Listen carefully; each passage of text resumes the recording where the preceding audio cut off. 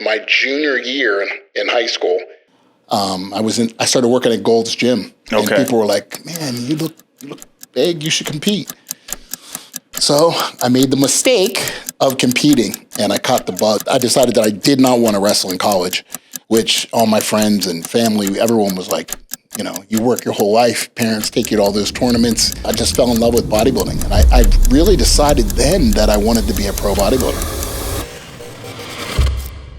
Father God, Lord, we're just so thankful that we get to come together, Lord, that you brought Bill here today, that, we were able to connect, God, that you're just allow us to utilize this platform for your good, that you are utilize us as vessels, God, to be able to bring hope, to be able to bring peace, to be able to bring, just some sort of growth to the world, God. We're just grateful for this platform, that you are here with us, and that you just continue to be the light and allow us to be the light and be the men of God that you want us to be. And pray this in Jesus' mighty name.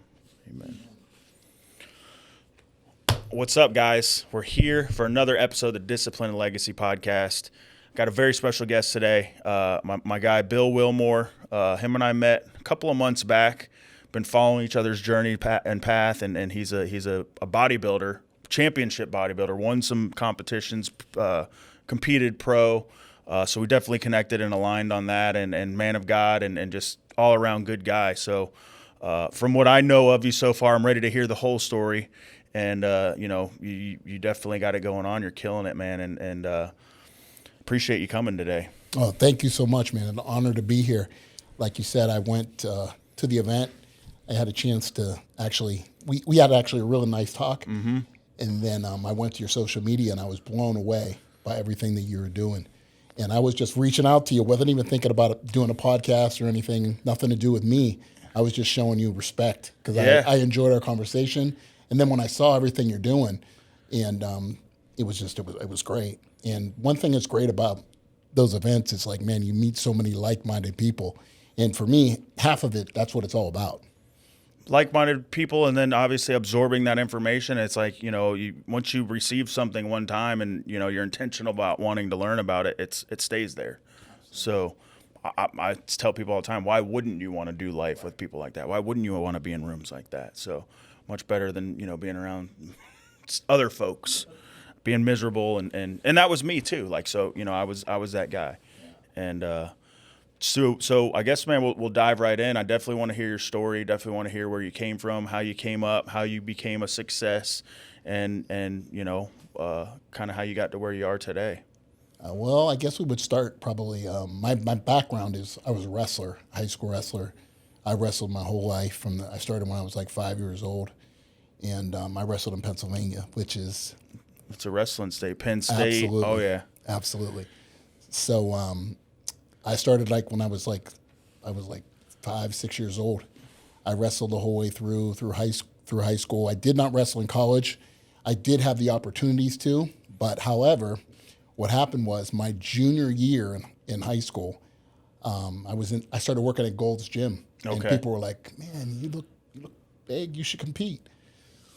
So I made the mistake of competing, and I caught the bug. Oh yeah, from a young age too. Yeah, I was a junior in high school. Yeah. So my first bodybuilding show, I think I did Teenage Pennsylvania, and I just got hooked. But I still had love for wrestling. But at the time, I was decided that I did not want to wrestle in college, which all my friends and family, everyone was like, you work your whole life, parents take you to all those tournaments, all over camps everywhere to wrestle in college. That's what especially in Division I, that's what it's all about. But I just fell in love with bodybuilding, and I really decided then that I wanted to be a pro bodybuilder. Even though I was like 190 pounds or whatever, 185 pounds, but I just knew I could do it.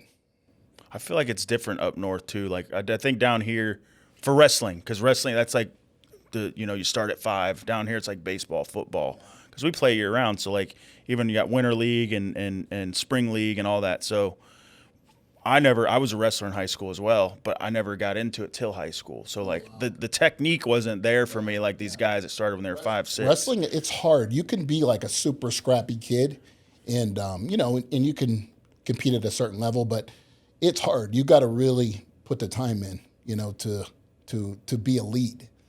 Yeah. And it's cool though, because like you said, the putting in the time and the technique, and that's where I learned the hard way, because these guys are, I mean, everybody I lost to still said I was strong. Right. So like, at least they were like, dude, I don't know how I beat you, but they used my own weight against me. And like, and so, and that's what I learned. I was a middle linebacker, so the wrestling coach recruited us, and our coach, our Fort Pierce Central High School was like 6th in the state. We always had 3 or 4 guys winning state championships every year. Yeah, I always say that I basically owe everything to wrestling. Like, wrestling just taught me like some sick discipline, like just, and I started so young. I mean, I was losing weight, worried about my weight when I was like 8 years old. So you just have a total different discipline than a lot of other kids. And I was lucky that I carried that over to other aspects of life as I got older.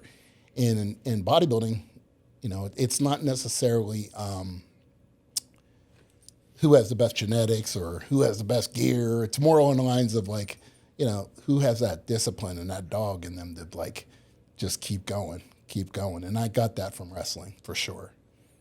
So I trained, well, I took bodybuilding classes, but like from what I know, it wasn't to be compete. It really wasn't even to be a trainer. It was really just for the knowledge, right? For how to lift, certain different techniques of lifting, but one of the gyms I go to Raw here in Port St. Lucie, and that's like a bodybuilder gym. Like they have athletes that go to Olympia, and this time of year they're all in here training. And actually the young lady that won last year, Isa Perez, I saw her last week in Raw. And so it's, I guess my question is that like, what do you think it is when it comes to competing? Because it's not like when you train for a 5K, it's not like when you train for, doing the high rocks or anything. What is it when you compete to be a bodybuilder that kind of sets the edge or makes it different? It's not so much the training, because the training's like hour and a half, something like that. But, you're on a regiment, every 2.5 to 3 hours. You're eating, your recovery, your cardio, and then the posing. So, and that's why the transition was easier for me because of wrestling, because wrestling's very similar. Not only do you have to go to practice, conditioning, go to practice again, you have to make sure that your weight's on point, so being able to not eat at certain times, only eat certain foods, and then it just carried over to wrestling naturally. I could never beat the guy where I was supposed to be, like the 152 and 160 guys. That's supposedly is the most hard weight class to be in, even as an adult.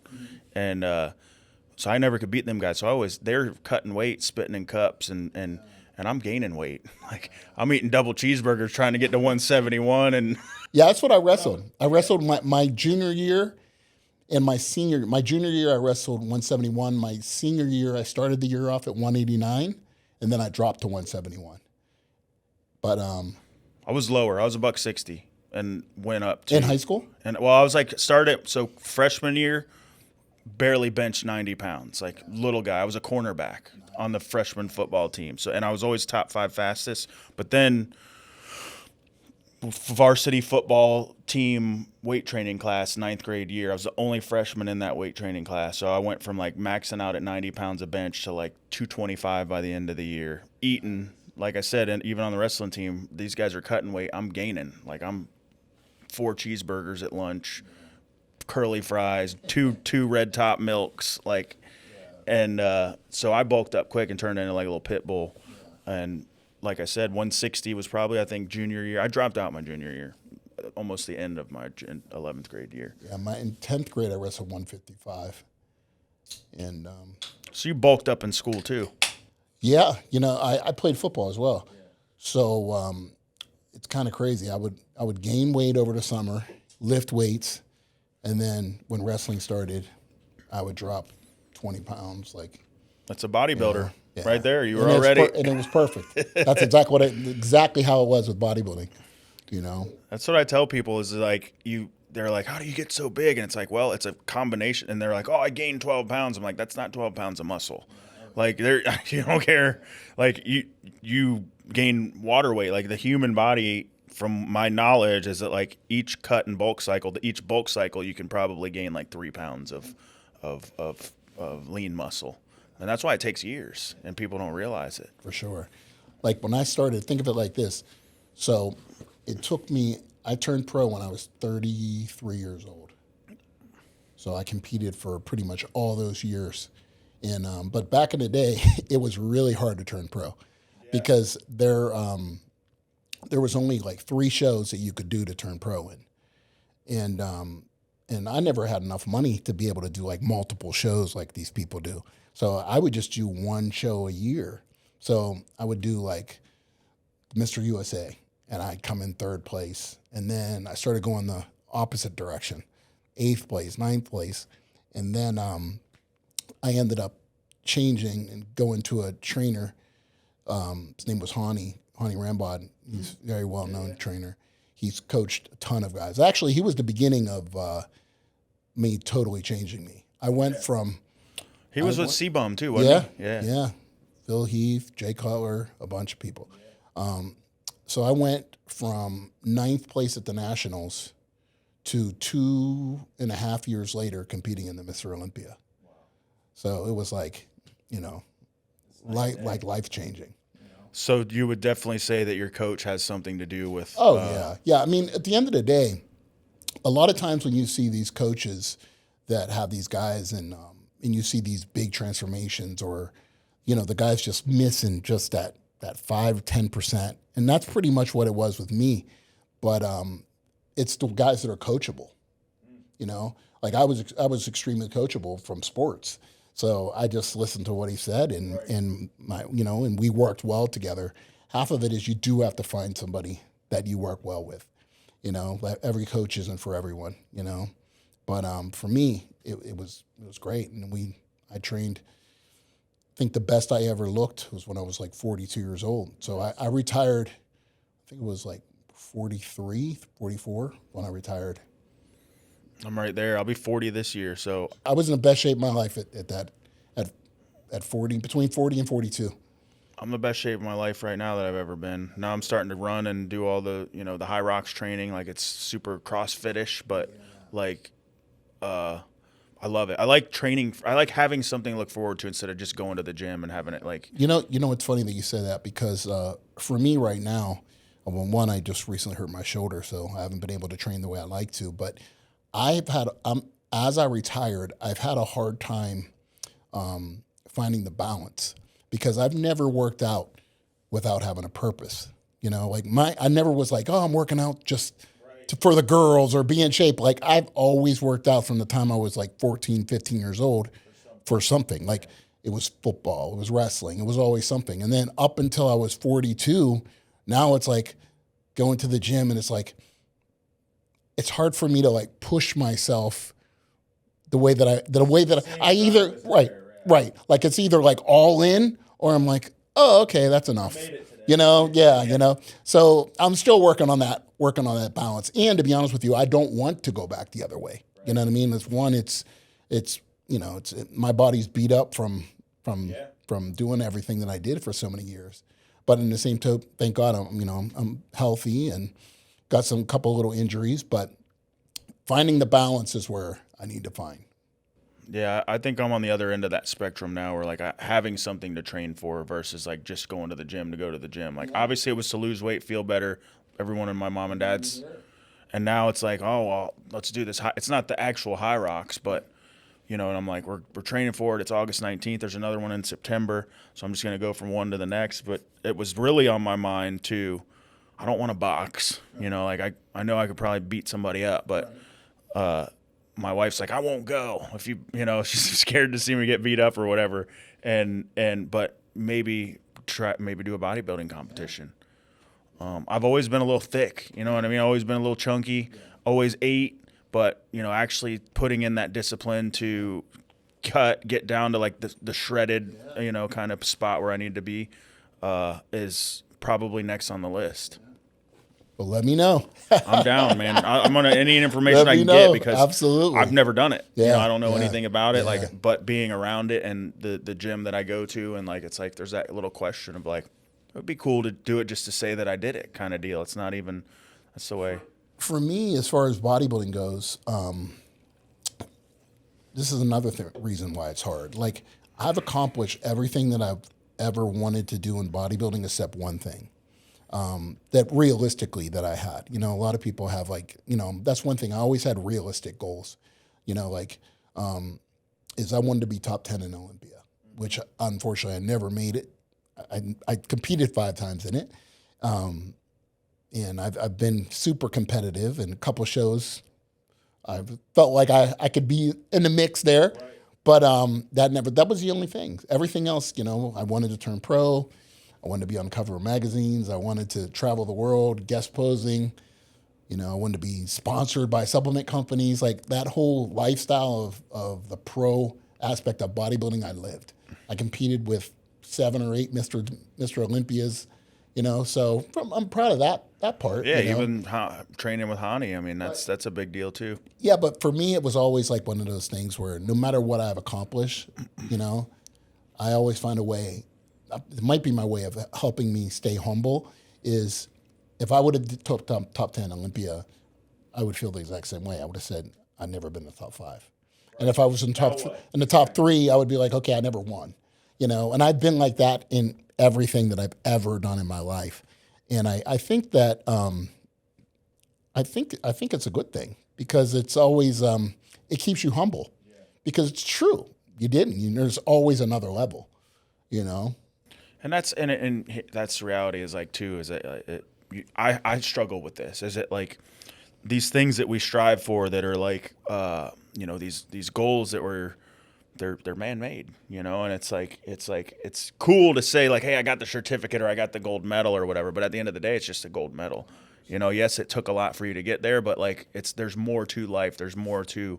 And now being older, now like being in business, and it's basically the same thing, but now it's like starting over, because now I try to, like, I go to the events, I'm around Ryan and Adam, you guys. Yeah. So it's like, now it's like learning all over again, you know?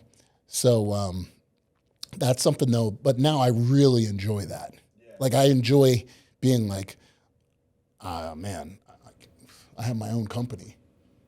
Okay. I did that, you know, like some of these, we sell ourselves short, like, right. Because you don't really realize it until someone tells you, because we want to be humble. We're like, yeah. I don't want to say I did this because that got me into trouble in my past. And then at times, like having the feeling of like failure, you know, like I had another. This is my second run at this space of what I'm doing now. I own more like a wellness center, and it didn't work out. It took me a little bit of time. Like at first, it was like I felt like I failed, you know. And then I just realized that, you know, all things aren't into my control anyway. And it was just a learning experience. Yeah. And I use it now as now I say it proud. You know what I mean? Like I don't say it before like, oh, I failed. I look at it like, no, it was a learning experience. You know, and the things that I did wrong there, I won't do again. You know, the way that I communicate with people, I won't do the same thing again. So now I look at it and I use it as in a positive way. Yeah. As you're going through it, it sucks. Yeah. There's no getting around that part. But it's the after the fact that where you're like, and you look back on it in 2-3 years, whatever it was. I say that with every situation I'm in, man. Even, you know, my sister passing away, like just circumstances and situations which can bring us to our knees, right? I ask God always, I'm like, what purpose is this? What do you want me to learn from this situation? And there's always that, you know, the it's not a failure. It's you know, to teach us, to make us better, to make us stronger. Yeah, I also feel like, man, I'm just such a better man, and I'm so much more thankful now for everything that I have been. You know, a lot of things in life have happened to make me be like that. You know, sometimes when you have those failures, it brings you closer to God. You know, which is something that happened to me a while ago. And I'm super thankful for that, because my life is so much more peaceful because of that. What was that situation, the turning point for you? if you don't mind sharing. Or situations, you know, maybe just. Yeah, it was more like situations, but the thing that brought me the closest was I was like, I owned a med spa before and things didn't work out. And it was for a bunch of reasons, but the hardest part was for me to just realize that people disappoint you in life, just how it is. And not being like, they're just trying to do the best they can do themselves and not making it about them and making it about me. What have I learned? What can I do better? You know? And that's what I got from it. And it really got me closer to God because he was the person that I was able to be at church every Sunday to, like, there's got to be more to it than just searching for money and a title. And I owe that to that for sure. So you gained purpose. 100%. Gotcha. And even now with my company, it's like with my employees, there's like, you know, there's. What are you doing now? I own a telehealth company. Okay. So it's called Revival Health. Nice. And we do hormone replacement therapy, peptides, medical weight loss, everything with physicians and doctors. And even that, just like being like when the med spa didn't work out, I was like, I'm not done with this industry. Yeah. You know, and I didn't know how I was going to make it work, but, you know, now it worked and we're doing amazing, and I'm super thankful. Yeah, I mean, I think this is the time for it too. I think there's a different, like, kind of feeling on the earth from my perspective anyway, because like when I was growing up, there's a lot more people smoking cigarettes. There's a lot more people like going out and drinking, partying.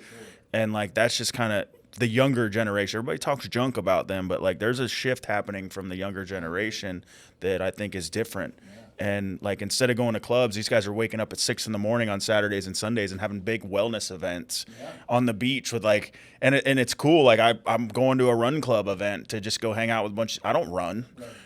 I'm not going to try to hang with them or nothing. But like, I ran a 5K in LA with a bunch of runners and I finished, but I was the last guy, you know, but just to like, I want to be a part of that. I want to, because I changed my life for that reason. Like, I didn't want to smoke cigarettes. I wanted to live longer than most of my other family members. And I think the longevity industry is that for the world now, because there's a lot more people that are, you know, inquisitive about it. One part that I left out is, you know, through all of this, I was always a trainer. I've been a trainer since as long as I've been lifting weights, I've been training people. That's been your primary source of income. Absolutely. Okay. It's never, and to this day, I still train people. And that is my passion. I absolutely love helping people and getting them to change. And now I have even more resources. Now I work with doctors. Yeah. So now I'm able to touch so many more people. Now I have employees, so I can touch more people. You know, and then you have the marketing behind it, which I never had any of that before. I was just like lived off of, hey, I'm a coach, I'm a trainer in the area. People knew me, and it worked crazy. It worked great. So now with all the resources, now, you know, you can take this thing a whole nother level. Yeah. You know, yeah, we do nationwide, you know, and, but it's not even that. I love it. You know, I absolutely love helping people.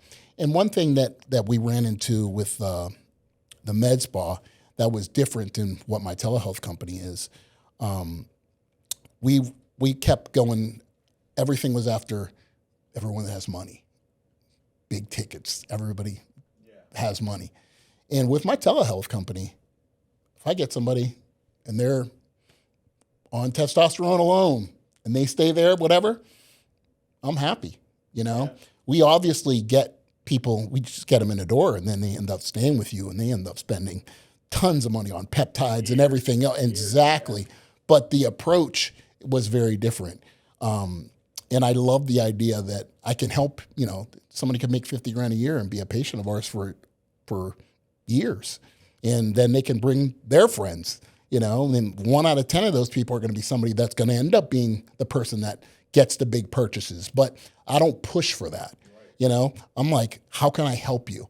And I found that when it comes from a service place where you're trying to just, how can I help these people? The money's going to come. So that was the big switch, because a lot of times you see with the med spas, everything's so expensive, because it has to be, because the overhead's crazy. Well, and it's not like viewed as traditional medicine is pissed off because this is going on. Yeah. That's why. Yeah. So that's, you can't go in there and swipe or give your insurance card. It's all a cash business. Yeah. So, or pay, Yeah. So for that, for me, was a huge shift. And I knew I didn't like that about that anyway. I knew that's what I wanted to do, but it was like one of those things where we just couldn't do it, But now, that's I'm the one that's in charge of what we're going to charge and the type of clientele that we hit. And man, I can't tell you how many people that will come in and they're just they just come in and get blood work. Let's see if you're a candidate. They come in and get their blood work, which we don't even make any money off of it. I treat them the same way that somebody comes in and they order 15 different peptides. Next thing I know, they're buying 15 different peptides, So that's a big different approach that we do that I feel that really, really helps us. And it kind of sets us apart, because people feel like you're not just trying to get money out of them. You're actually really trying to help them. I think we're definitely aligned on that in the same way, shape, and form, because I think when we were talking before, I don't go out searching for people to help. I think God just kind of brings them to me. And as each, I have 4 or 5 guys I'm dealing with now, it's the next one. It's like training me for the next one or helping me to become better. And I feel like when people do pay you, it puts you on a different level as well. You're like, man, they're counting on me. They need me to be at my best. And it's more about the doing the podcast. It's, for me, it's not about, look at me. It's more about somebody's texting me saying, yo, I was scrolling at Facebook and I wanted to kill myself, and then I watched one of your videos and you completely changed my outlook on life. Or, seeing people, the guy I'm dealing with now losing 50 pounds in 2 months, that's going to change the rest of his life. And it's a whole lifestyle change. It's not just here's this special pill you take and you lose weight. No. And you get so much out of that. I get way more out of anything I do to help somebody else. That's the payment for me. And God just kind of rewards that with enough, right? And it's not that's abundance for me. That to me is being able to be at home with my family on the weekends. And that's one of the biggest fears for me of working with just going balls to the wall trying to grow my company or grow myself, is that you lose track of family. You lose track of the time that you spend with people. You're neglecting that important part that you're doing it for, really. And that's my biggest kind of fear, is to lose that. So I think God just kind of slowly is getting me ready for the next step. You said it, man, balance. And to be able to master balance that's an amazing skill. And people ask me all the time, how do you do everything you do? Balance. Yes. And it's funny. It's funny, that word. A lot of times, I have friends that, they work and they hate their job. And all they ever do is talk about how many hours that they work. And so they'll be like, how many days a week do you work? And I'm like, well, technically, I work every day. You know what I mean? But I don't consider me jumping on a call with a patient and go over their progress and see how they're doing, or ask them a question.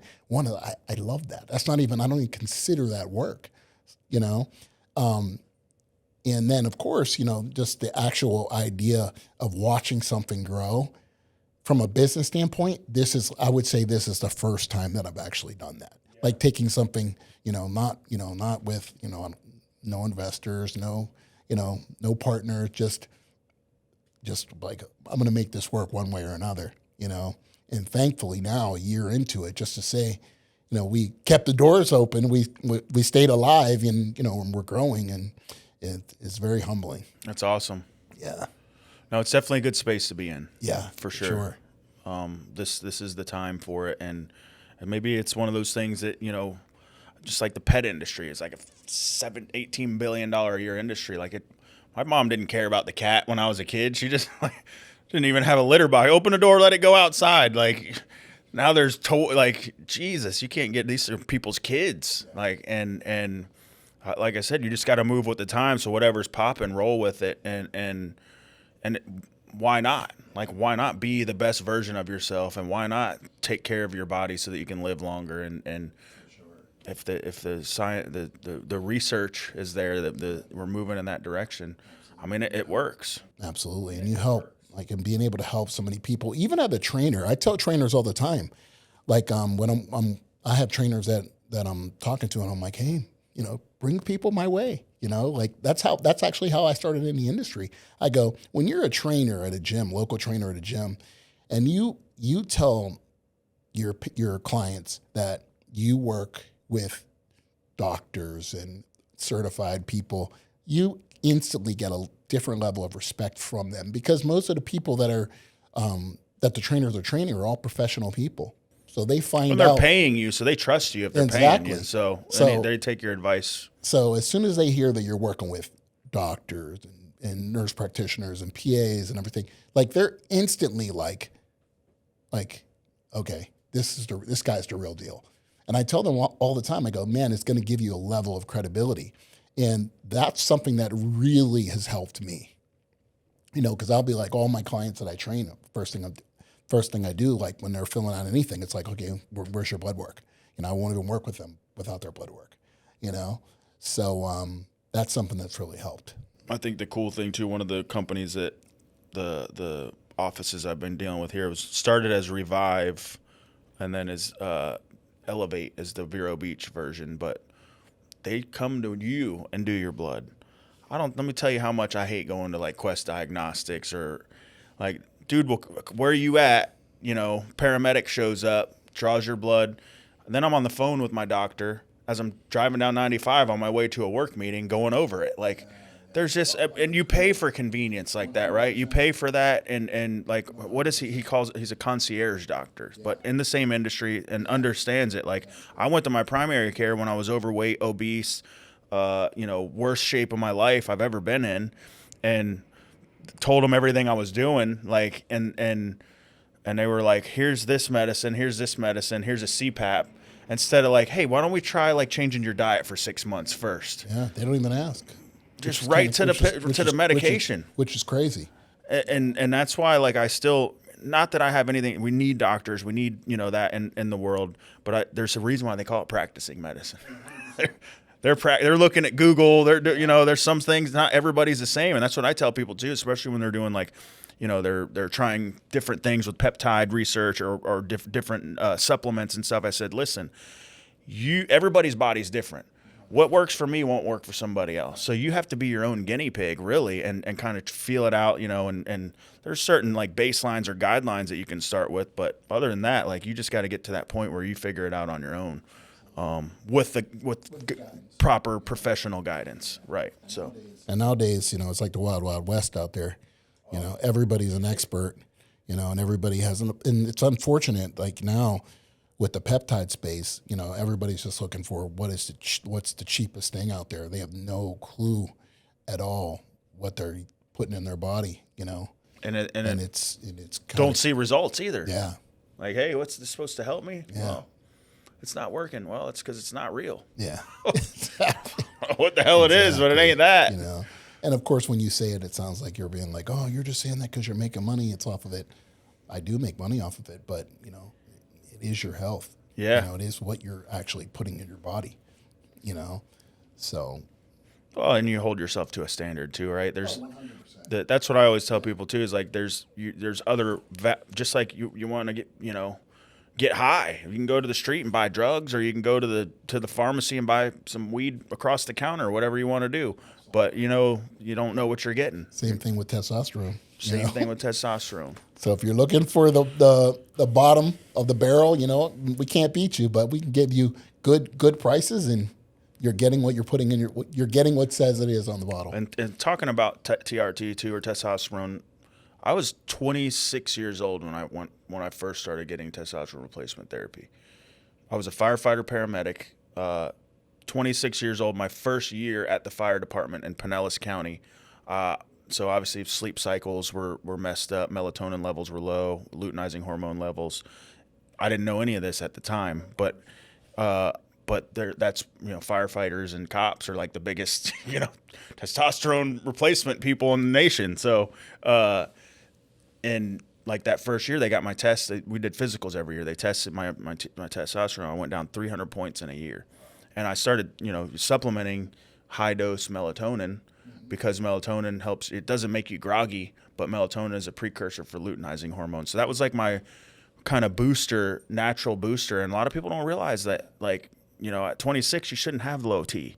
But because I would show up to the station at 7 in the morning on shift, and I wouldn't see the station until 10:30 that night, running calls all day long, and then working at stations where you don't sleep. And then I would get up, go cut grass as soon as I got home because I had a lawn business. So I didn't go to sleep. It would just ruin my next 2 days if I fell asleep. And and everybody has like that certain thing, whatever it is they do for work, whatever it is that is different than the rest of the world, that kind of you need to take a look at that and check yourself. And a couple guys I'm dealing with right now, I'm like, go check your blood, man. Go, and I refer them to people, and definitely if I have people down south, I'll refer them to you. But it's powerful, like you said, to see the change, see people transform, and them come to you 2-3 years later. Like, to me, that's better than any currency that you can receive, is somebody saying, you saved my life, you helped me change my life. So how did you end up in Florida? Like, let's go back a little bit. Your journey through bodybuilding. So I was, I think I was like 23, 24. I just decided that I couldn't make it happen in Pittsburgh, what I wanted to do. One is I wanted to be a trainer, but there it's like people don't spend money like that on training, at least they didn't back then. Like, if you were able to get 3 or 4 clients paying you $25, $30 an hour, you were doing well, and I always heard about Miami and everything like that. So I had a friend of mine that she lived here, and I came down for vacation. I said, if I like it, I'm going to move here. So I'm like, I got here, and I'm like, yeah, this is where I need to be. Yeah. So I remember I packed up my car, got my Dodge Neon, and told my mom I had like $2,000 or $3,000 saved. I had a job, and all that was not true. I got in my car, drove here, got to Georgia where my grandma was, and my uncle was like, hey, are you okay? Do you need anything? Me being trying to be a man, I'm like, no, I'm okay. And I looked at my gas tank. I'm like, well, if you could fill up my gas tank, that'd be great. So he filled up the gas tank, just made it here. And then I'm like, now what? Yeah. You can't just start having a personal training and have a book of clients. Right. So I'm like, what job can a big guy always do? Bounce. Yeah. So I started bouncing at night, started training a little bit in the evening. But I always tell bouncers this too. I got my best clients bouncing at a club, because people would see me all the time, and they're like, I was in shape, I was big. They started asking me questions. Next thing I know, I'm like, hey, you should train with me one day. Yeah. Next thing I know, that was the start of everything. And then, so I say all the time, everything that I have now basically stems from training. Because training brought me to bodybuilding, and bodybuilding helped a lot with clients because it gives you that credibility. They're like, and at the time, magazines were real popular back then. So I wrote, I had a contract with Muscular Development magazine, for like 2 years. So it's easy to get clients, and people see you go to a cover, and you go on the magazines every month, and you got articles in there. You're talking about different things about weight training, nutrition, and you actually get the right kind of clientele, So that was a big thing that really helped me. Was obviously the training at first led me into the bodybuilding. Then the bodybuilding led me into this space. Now it led me into what I'm doing now. So you've been down here a while. Yeah. How young are you now? I'm 55. Okay. Yeah. So South Florida guy now. You pretty much call yourself a Floridian. Yeah. Well, no, I'm Floridian, but I'm Pittsburgh through and through. Steelers fan? Die hard. Yeah. I feel like Miami and Pittsburgh are like they're not ever been competition or anything. So no. You can't really say nothing bad about a Steeler. Yeah, no, I'm a diehard Steeler fan. And everybody has something to say about a Dolphin fan. Yeah. I was born into it, man. Like Steeler fans are crazy though. They are. You know, like yeah, because it's like there's like especially in the winter, steel nose. There's like yeah. nothing to do. Football. You know, you're just gonna watch football and you root for your team. Like, and you know, we were great for years. Yes. You know, we still are always competitive. You know, always competitive. I've been out of the loop the last few years. Dolphins started sucking again. I gave away my season tickets. I didn't give them away, but I let them go. And you know, they were like, oh, you can't get them again for 5 years. I'm like, it's okay. But I'm excited for football season. I've been out of the loop. I've been out of the loop from all sports, man. I've been like grinding and like I do fantasy like the last 5-6 years of doing fantasy. And they're like, Jonnie, you in? And I'm like, yeah, I'm out of the loop. And they're like, good, you can just donate your money then. But, all right. So now you're here. What has been like the steeple for you? Obviously you've been going for like a year now. You're still training. You got the business going. Like what kind of legacy and impact would you like to see, you know, for yourself for that you would leave here on the earth? I would say like just being like when somebody thinks of me, like that's an honorable person. That's a man that does the stuff that he says he's going to do, and just help as many people as I can, in whatever stage of that is, you know. And also a man of God, you know, which is super important to me, and always a work in progress, you know. We talked about that this week. You know, the being of service or doing something nice. I mean, you sent me a video and it really hit home for me too, where there was a gentleman in a grocery store and he asked a young lady for some change to buy diapers. And she's like, yeah, you know, here, I can sell you the money. No questions asked. She's like, I'm all in. You need some diapers. Here's some money. And then finds out afterwards that she was homeless and raised her son homeless. And it's like giving the last of what you have to help somebody out. It's so funny that you say that. I can't tell you how many times I've noticed that people that almost they don't have anything, and they're more willing to help people than people that have everything. And some of it is that people think, oh, they're in that position for a reason. It's like, who are you to judge, and how do you know? You know, and I just think that that's sad. I do, you know, and it's not, listen, you can't help the world, you know, but there's a lot of people I know that are super wealthy, and I'll be honest with you, there's nothing about them that I would ever want to be anything like. You know, like, you know, you could have all the cars and all the homes, but you know, it's like when you turn around, it's like no one is saying anything positive about you. No one is saying it's biblical that, you know? how you steward it. Yeah. And how you steward it is how you will be seen by others. And of course, I don't mean that by meaning everyone. There's tons of people that are super giving.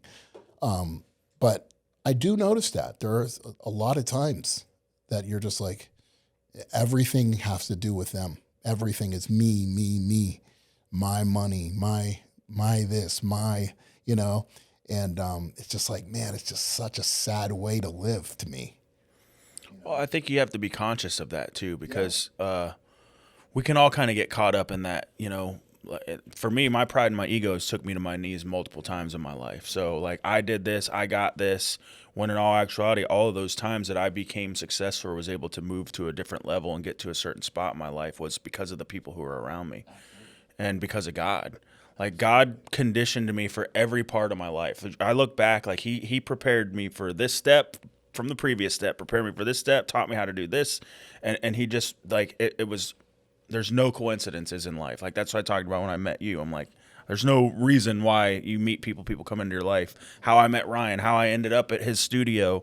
Like, all these things are for a reason. And, like, because I'm more spiritually aware nowadays, and I'm able to be like, hey, man, I was just now getting into fitness training, and guess who I meet? A guy who's been training people for years, you know, like just little stuff like that you don't think about when you're just moseying through life and not being intentional. Absolutely. And when I said that, I wanted to make sure that I got this point across. It wasn't meaning in the sense where there's people that are accomplished and they're they did do a lot of work, but don't get it twisted. You definitely didn't do it alone, Right. you know, and especially if you're spiritual. But even then, you know, the people around you, somebody connected you to this person, somebody connected you to that person. You guys work well together here. And that's basically how life works, you know? I'm a big firm believer that I'm just now learning it. And it took me almost 40 years. I feel like there's the story in the Bible where it took them 40 years for a 2-week journey to get to the promised land. And I tell people, like, it took me 33 years to get to realizing that, hey, I'm in the promised land, but, you know, because we're stubborn, we want to do it our way, I think everybody goes through that. And just like you talked about earlier with learning the inner healing part now, like coming and feeling like it's new to you, right? That like, and that's one of the big things with meeting Ryan is like he met with a lady, she's 60, and her entire life she had this resentment against her father. And the guy isn't even on the earth anymore. Like, he passed away, and like she's still like, she changed her name and everything, and was like, you know, and he pulled it out of her, and it was like, what happened? Was it your dad or your mom? And man, that's why I'm like, I'm hooked, I'm connected, because I that's a skill that I want to learn. That's a skill that you can, you know, pick up on and be able to help people to get past something that they've held on to their entire lives. It's held them back from getting to the levels that they want to get to. It's held them back. You know Adam Roth, which is Yes. Brian's partner. He's like a huge mentor of mine. Okay. He's somebody I have the utmost respect for. And it was funny because I was training him, and there was times where he ended up being my teacher while we're training. That's the thing too. It goes both ways, man. It's absolutely. And he's the one that really got me to understand, like, a lot of times, like in life, like, which I don't say anymore. Like, you know, like if, like, blaming, like, oh, this person put me in this position, you know, at the end of the day, still you're in control of that. You know, if somebody's treating you a way that you don't like, you're in control. You could either tell them, hey, you don't need to do that, or you just didn't need to be around that person. You just can't be a victim. You know, I'm not a victim. Right. You know, no matter what, I'm not a victim. Right. You know, so, and that's something that I learned, and something that I continue to constantly work on. And I actually now am teaching friends to be like, hey, what can you do positive to make this situation better? And if you're sitting there saying you're a victim, then that person's in control of you moving forward. If you take control yourself, then that's how you can move forward. Inner Healing 101. Yes. Yeah. Yes. I love it, man. Because, I mean, why wouldn't you want to try to be a better version of yourself continuously? I feel like we're taught in society, right, that, you know, go to school, go to college, go to work. Yeah.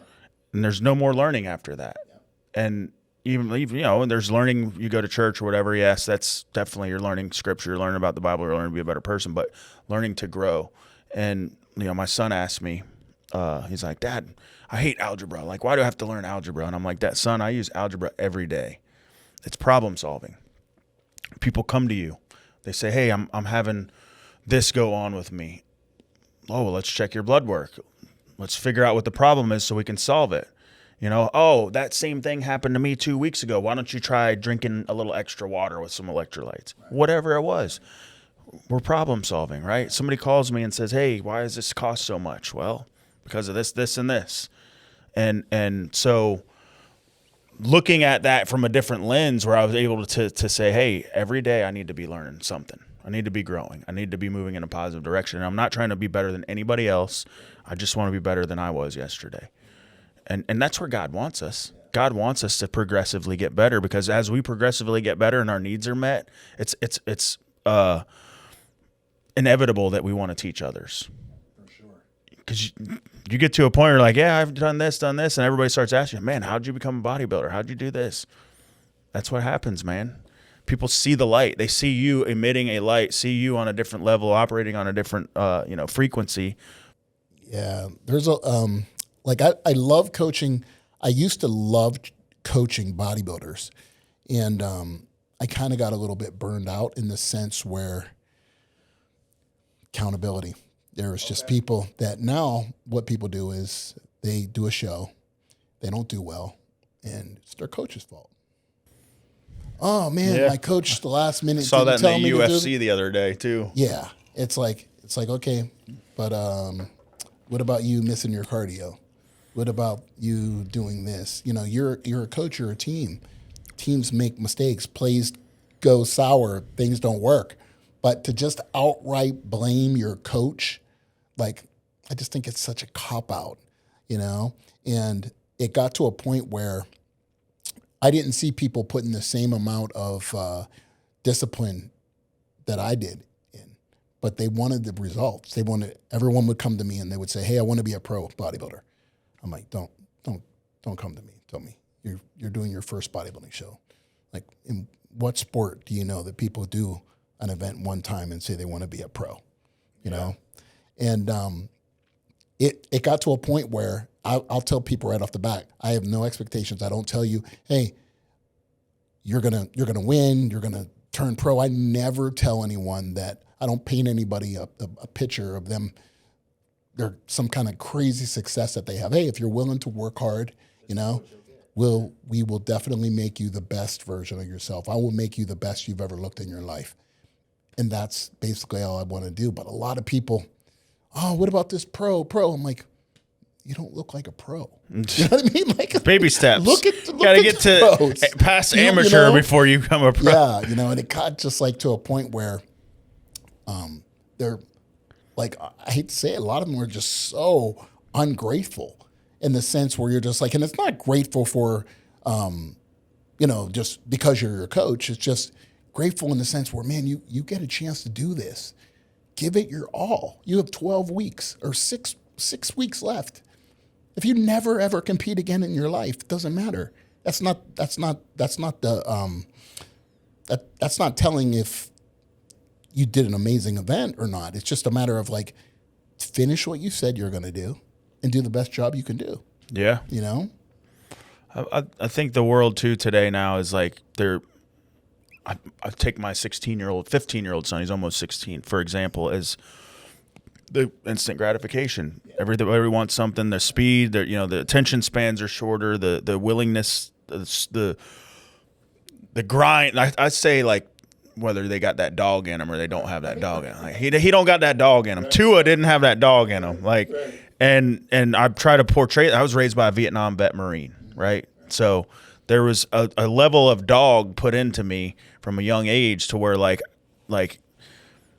there was no instant gratification. There was no it took time, it took patience, it took that adversity, going through the adversity to be able to get to where you wanted to get. And that's the biggest thing, because like, with coaching, you don't really have to do anything if you got somebody who's willing. You're just little tips and tricks, tidbits here and there, and they're doing all the work. And but then you get that person, it's like they're paying me money, but they ain't doing shh. And I'm like, I don't want to work with them people. I'd rather not do anything at all than. No, I've had a ton. Don't get me wrong. I've had way more great experiences than I had bad. But I do have some where you're just like if I told the stories, you'd be like, you can't. That's the next episode. You know, that's the next episode. Exactly. You're just like, you can't make this. You're like, what? Yeah. Like, being a coach. Let's hear those stories. Yeah, and then finally you get to a point where they're like, they see it, and they go to another coach. And one thing that I've noticed, a lot of people that I've coached for shows that told me they switched to somebody else because of whatever reason, they never made it back on stage again. Because somebody's selling them a dream. And I'm just going to tell you, hey, this is what I did. This is what I did. This is what I did to get at the level that I did. Hard work. I used to tell people all the time, I would go 8 months and not miss one meal. And I go, now, if you're not willing to put yourself through that kind, you can still compete. Just don't think you're going to be elite. You're not going to become elite.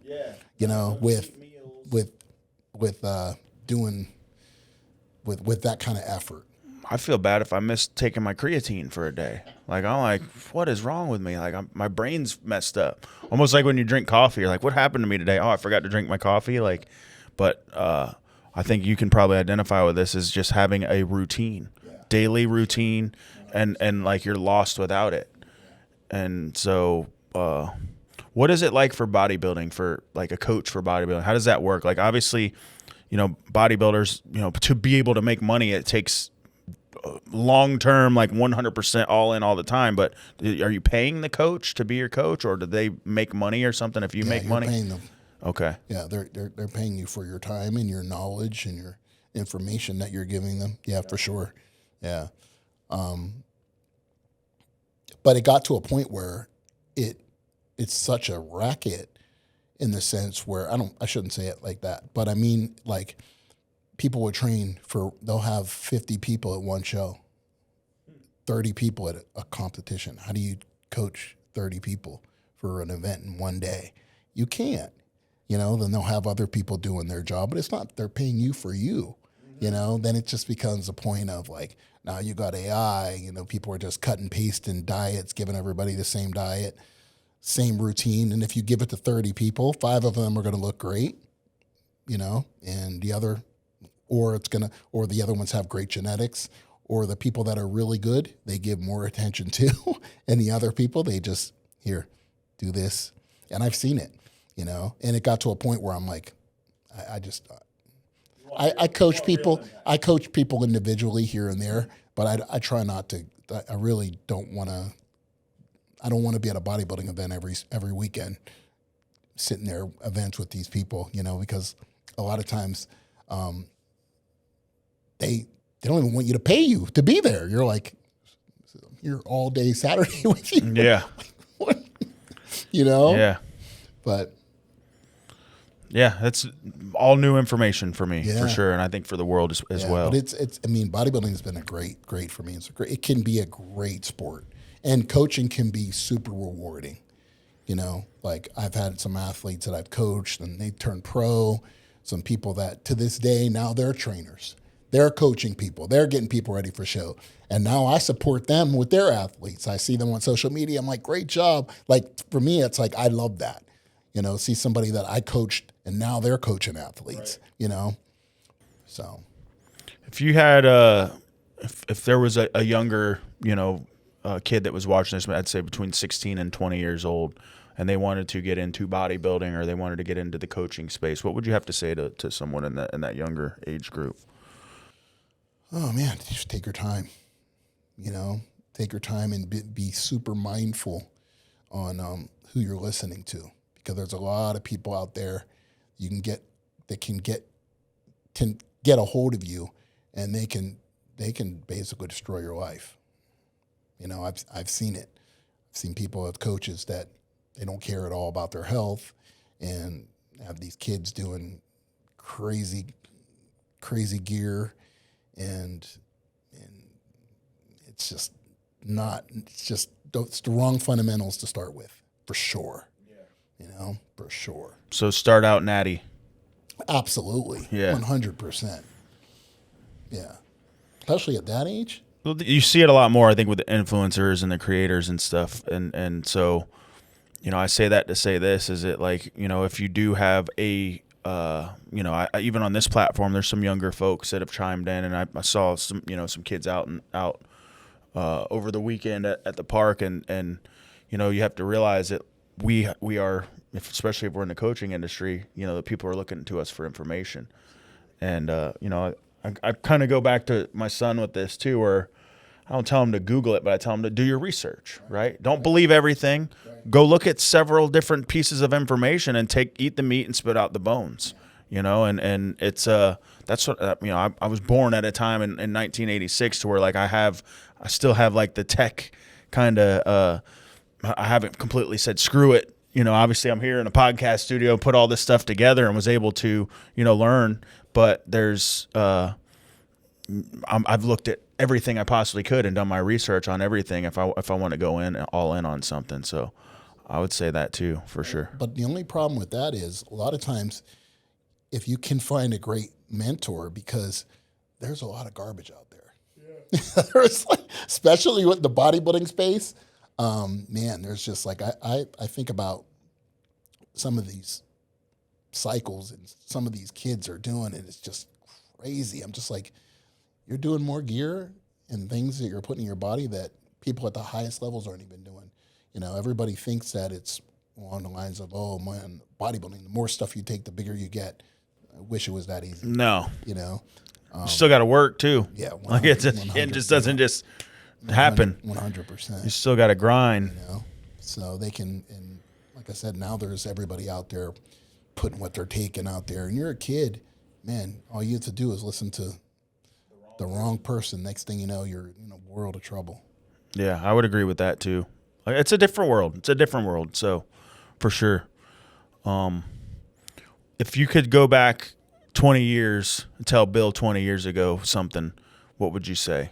It's a lot of the stuff, like I would have loved to have been able to be in the space that I am now mentally that I was 20 years ago, you know, because at the time you can easily be influenced by people that don't necessarily have your best interests at heart. And the more you get to know, really get to know yourself, and you can minimize a lot of those problems just by you being like, I was always a leader. I was never really a follower, but I'm even more now a leader, you know, and realizing proximity's power, the people that you're around is everything. Yeah, no, I would agree with that 100%. And you said something too real powerful I want to touch on, was that finding a mentor.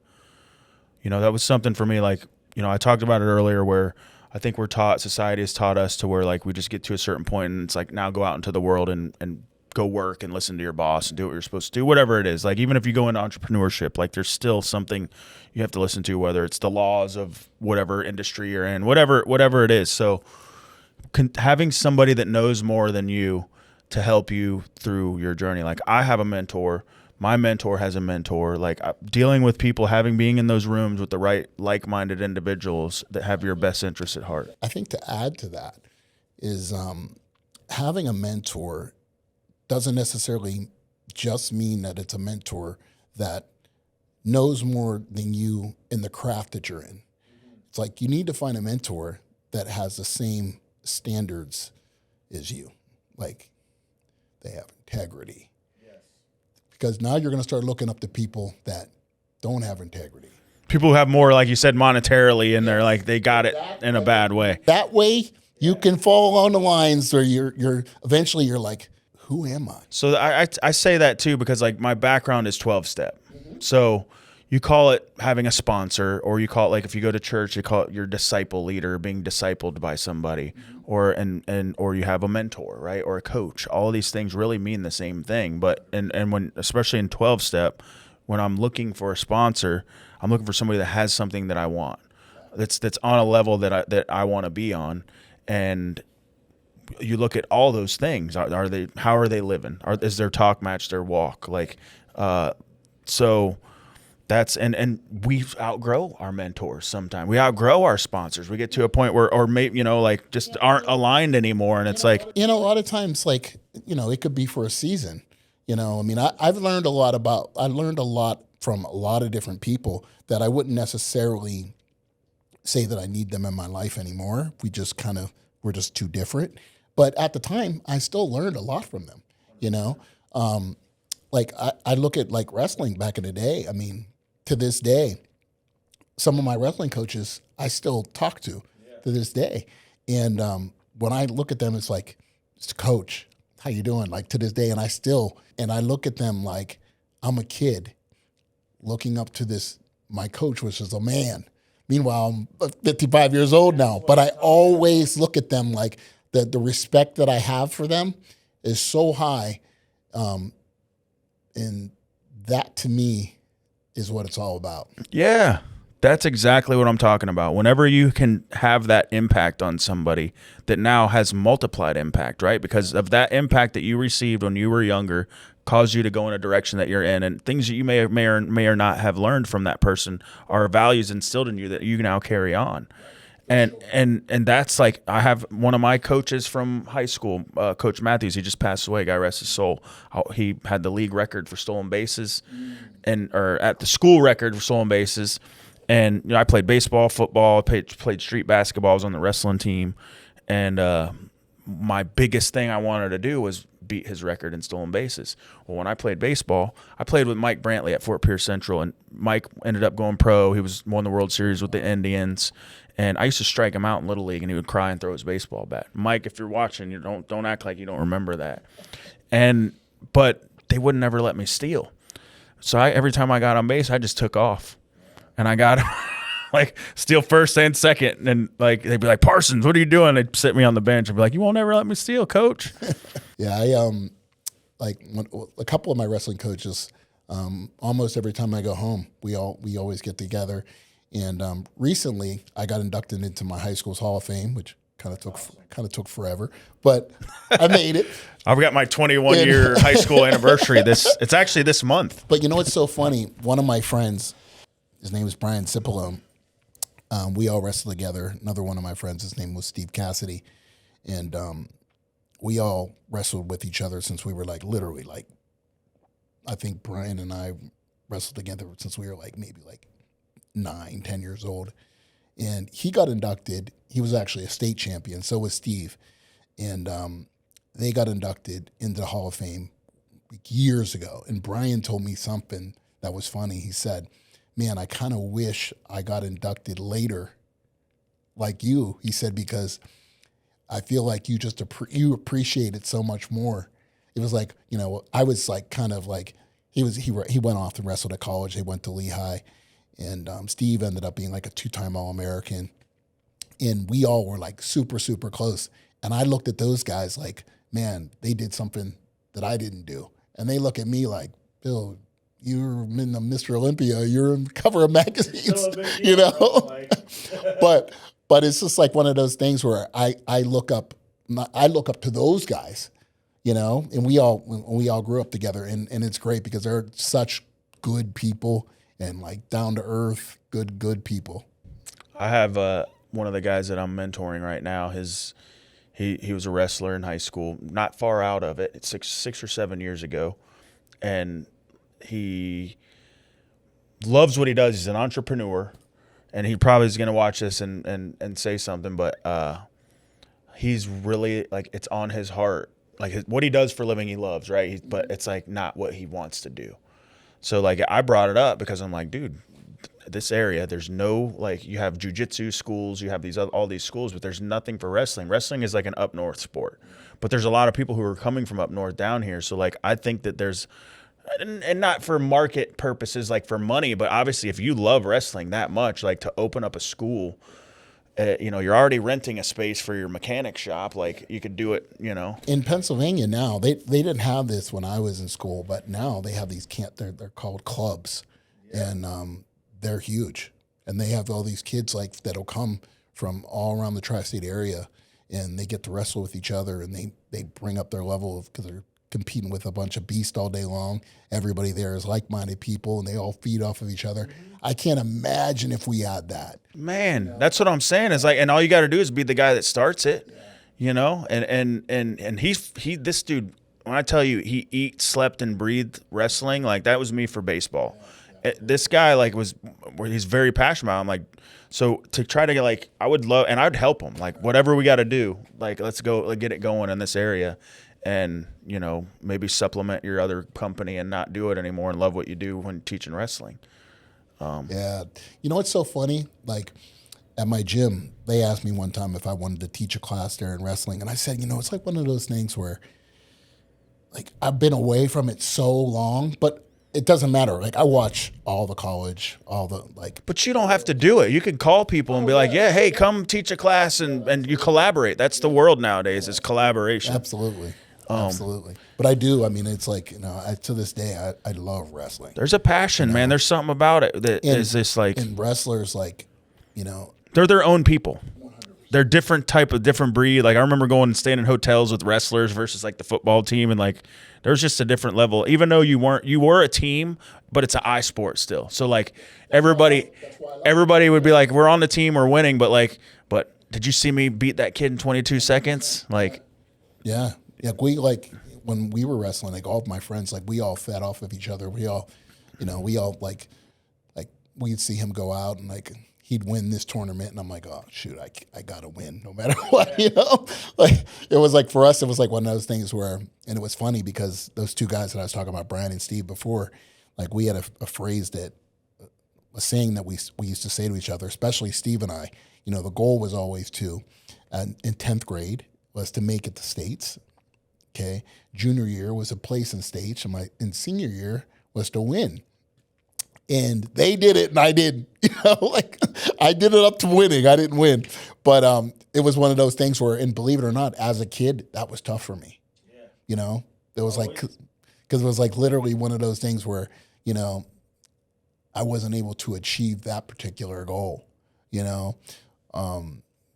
But at the end of the day, man, I'm still super proud of those guys. I'm like, it's just like we're all still really close friends.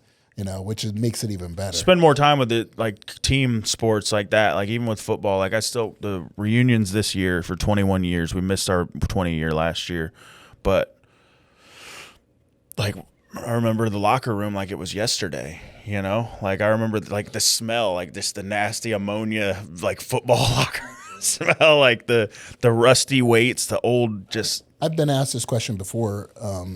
It's like they would say, I would say. My best years were spent wrestling even more than bodybuilding. And, in bodybuilding, I got to go to places that I would never, that I would have never, ever would have went to, places that I never would have seen, opportunities that I've had. But, just that, just those times were just like, you just can't beat those times. Yeah. Well, man, awesome conversation so far. I appreciate the conversation. Appreciate you coming in. We definitely got to do a part 2 and hear some of the coaching stories. But do you have anything? How can people find you? Instagram and revivalhealth.com.